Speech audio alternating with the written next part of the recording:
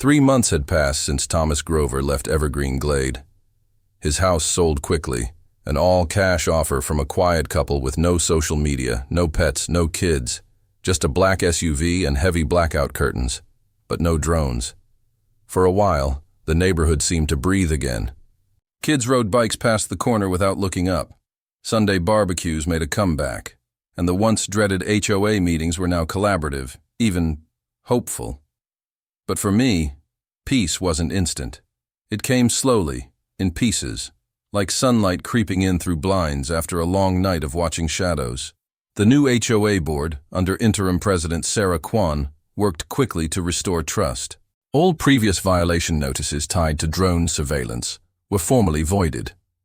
An external cyber law firm audited HOA communications. New bylaws were introduced that guaranteed digital and physical privacy. One powerful addition: any resident could appeal a violation anonymously to a third-party mediator. It wasn't perfect, but it was progress. Even more shocking, Sarah opened the HOA books. For the first time, we saw exactly where our dues had gone. Over $3,000 had been quietly funneled into equipment reimbursements tied to Thomas's name. He had been paid by the HOA to conduct surveillance. That discovery was what sparked the final transformation. At the next full board election, 6 of the 7 seats turned over. I didn't plan to run, but Maria nominated me anyway, and despite my nerves, I accepted. I ran on one platform: protecting the people behind the picket fences. No drones, no secrets, no weaponized rules. I won by a landslide. Turns out, when you shine light in dark places, people don't forget the one who carried the flashlight. Just when I thought the story had ended, something strange happened. I was sorting through the HOA email archives one afternoon, part of the cleanup effort, and stumbled on a draft email that was never sent. It was written by Nancy, the former president, time-stamped 2 days before her resignation. Subject line: "Need to talk. Urgent. Thomas has gone too far." The body of the message was short. I didn't know he was recording inside homes. He said it was just for property line disputes. But now he's asking for footage of you, Rachel. I'm scared. He said if I didn't help him pass the silent hours rule, he'd release something. I don't know what. Please be careful.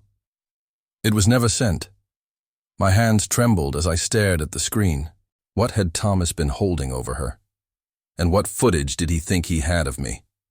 Had I been targeted not just because I spoke out, but for something deeper?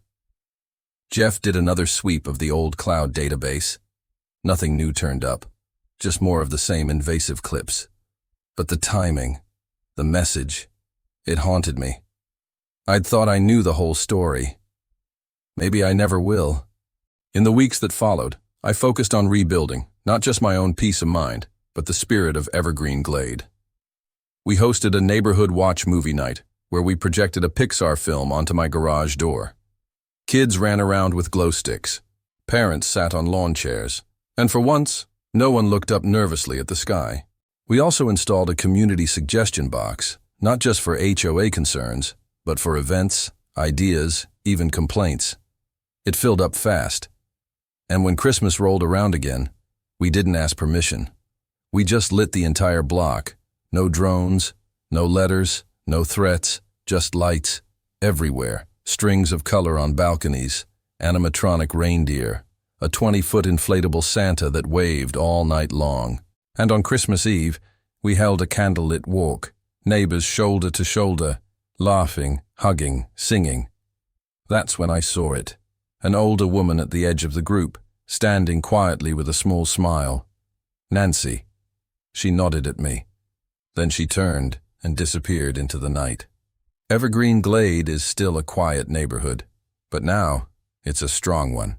We learned that silence protects no one, that rules without compassion become weapons, that privacy is more than policy. It's a right to live without fear.